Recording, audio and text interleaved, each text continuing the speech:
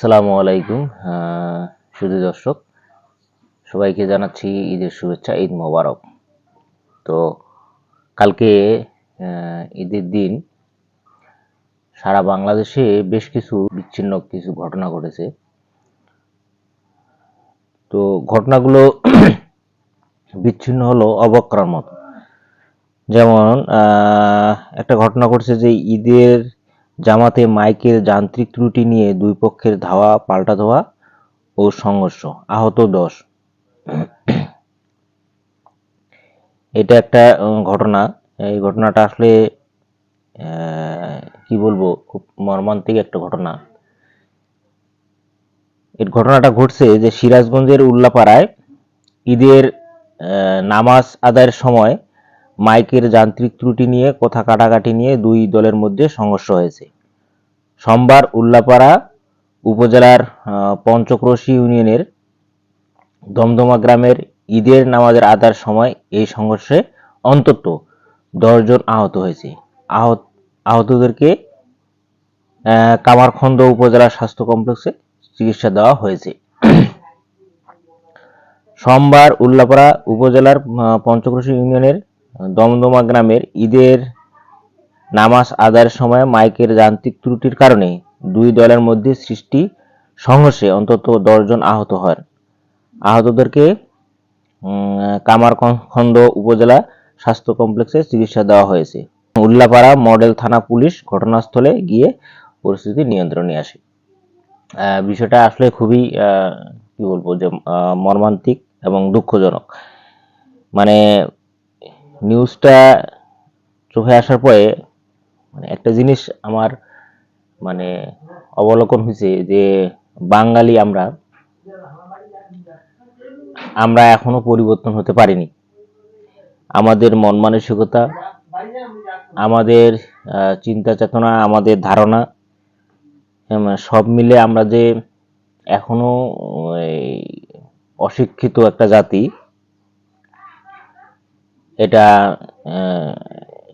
বহিঃপ্রকাশ ঘটছে। ঈদের দিন একটা আসলে মুসলমানদের জন্য একটা বিশাল উৎসবের দিন, কারণ আমরা সবেমাত্র 1 মাস সিয়াম সাধনা করলাম। সেই রমজান থেকে আমরা যে শিক্ষাটা গ্রহণ করলাম সেটা হচ্ছে যে আমাদেরকে সমস্ত খারাপ কাজ থেকে বিরত থাকতে হবে, পাশাপাশি আমাদের চলাফেরা আচার আচরণের মধ্যে একটা সৎ মনোভাব থাকবে। কিন্তু দুঃখজনক হলো সত্য যে এই 1 মাস ট্রেনিং করার পরে প্রথম দিনেই আর কি, অর্থাৎ বছরের প্রথম দিনেই আমরা কি করলাম, সিম্পল একটা বিষয় নিয়ে, সেটা হচ্ছে যে মাইকের যান্ত্রিক ত্রুটি। এটা হতেই পারে, আসলে ইলেকট্রনিক জিনিস বা ইঞ্জিন চালিত জিনিস এগুলো কখন নষ্ট হবে এটা আসলে বলা মুশকিল।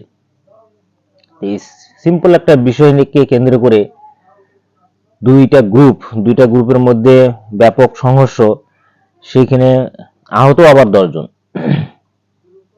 এই ঘটনাগুলো মানে একদিকে যেমন মর্মান্তিক, আরেকদিকে মানে কি বলবো, হাস্যকর বটে যে আমরা বাঙালি জাতি মানে কতটা খারাপ। ঠিক আছে, আমাদের মন মানসিকতা, আমাদের চিন্তা চেতনা, এটা কি বলবো যে এটা আসলে ব্যাখ্যা করার মতো না। মানে আমরা যে উন্নত রাষ্ট্রের মানে চেয়ে যে 100 বছর বা 150 বছর যে পিছানো, এটা আসলে বলার অবকাশ নেই। আর আমাদের চিন্তা চেতনা, ধ্যান ধারণা, আমাদের চলাফেরা, ঠিক আছে, মানে কি বলবো, মানে একটা মূর্খতার একটা লিমিট থাকে, আমরা কিন্তু মূর্খতার লিমিটকে ক্রস করে ফেলছি, বিশেষ করে এই ঘটনাটাকে কেন্দ্র করে। আরো বেশ কিছু ঘটনা ঘটছে সারা বাংলাদেশে, বিচ্ছিন্ন কিছু ঘটনা ঘটছে, যে এই ঘটনাগুলো আসলে সেগুলো বেদনাদায়ক। হ্যাঁ, মানে দেখলাম এক জায়গায় স্বামী স্ত্রী ঘুরতে গিয়ে হাজবেন্ডের মৃত্যু, এরকম বিভিন্ন জায়গায় এরকম ঘটনা ঘটছে। তো আসলে আমরা মুসলমান এবং মানব জাতি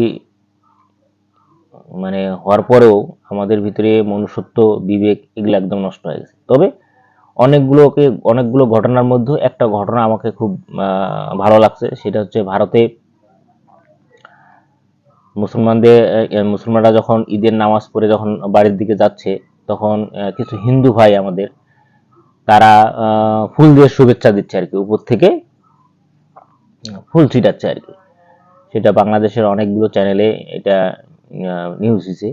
তো এই জিনিসটা দেখার পরে আমার কাছে খুব খুব মানে খুবই ভালো লাগছে, কারণ এটা একটা ভ্রাতৃত্ব, ঠিক আছে। কারণ আমরা কিন্তু মানে হিন্দু মুসলিম যতগুলো ধর্মের মানুষ আছে, আমরা সবাই কিন্তু একে অপরের ভাই। কারণ আমরা যদি আদমকে বিশ্বাস করি, তাহলে মানে পৃথিবীতে যত মানুষ আছে, আমাদের প্রত্যেকটা মানুষ, ঠিক আছে, আমাদের কিন্তু আমরা একে অপরের কিন্তু রিলেটেড। তো সেক্ষেত্রে তারা হয়তো বা মুসলমান ধর্ম থেকে মানে বিচ্ছিন্ন হয়ে গেছে, বাট তারা কিন্তু আমাদের ভাই। তো আমাদেরকে তারা কিন্তু কি করছে, অনেক সম্মান দিছে। অথচ বাংলাদেশে দেখেন, একটা ছোট্ট ঘটনাকে কেন্দ্র করে মারামারি হওয়ার পরে 10 জন মেডিকেলে। তো যাই হোক, আমাদের এই জায়গাগুলো থেকে বের হয়ে আসতে হবে, আমাদের মানসিকতাগুলোকে ডেভেলপ করতে হবে, আমাদেরকে আরো বেশি শিক্ষিত হতে হবে। আমাদের চিন্তা চেতনাগুলোকে আরো বেশি প্রসারিত করতে হবে। বিশেষ করে আসলে আমাদের নৈতিকতার শিক্ষাগুলো নেই, যার কারণে এই ঘটনাগুলো বেশি ঘটতেছে। আর এই নৈতিকতার যে শিক্ষাটা, এই শিক্ষাটা বেসিক্যালি কিন্তু ধর্মীয় শিক্ষা থেকেই আসে। তো ওই জন্য আমাদের ধর্মীয় শিক্ষাটাকে খুবই গুরুত্ব দেওয়া উচিত। আমাদের উচিত আমাদের ছেলে মেয়ে ভাই বোন, যারা ছোট ভাই বোন আছে, তাদেরকে অবশ্যই ধর্মীয় শিক্ষায় সুশিক্ষিত করা, এবং তাদেরকে মানে আল্লাহ এবং রাসূলের প্রতি যে মহব্বত, সেই মহব্বতগুলো তৈরি করা। তো এই জিনিসগুলো যদি, আল্লাহর প্রতি ভয়, এই জিনিসগুলো যদি তাদের ভিতরে থাকে, এবং রাসূলের প্রতি মহব্বত, এই বিষয়গুলো যদি একটা মানুষের ভিতরে তৈরি হয়, তবে আমি বিশ্বাস করি যে তারা কখনো কোনোদিনও মানে এই ধরনের নোংরা কাজ আসলে করতে পারে না। এই সিম্পল বিষয় নিয়ে মারামারি, আহত নিহত, এগুলো কখনো হতে পারে না। তো যাই হোক বন্ধুরা, সবাই ভালো থাকবেন, সুস্থ থাকবেন। আসসালামু আলাইকুম ওয়া রাহমাতুল্লাহি ওয়া বারাকাতুহু।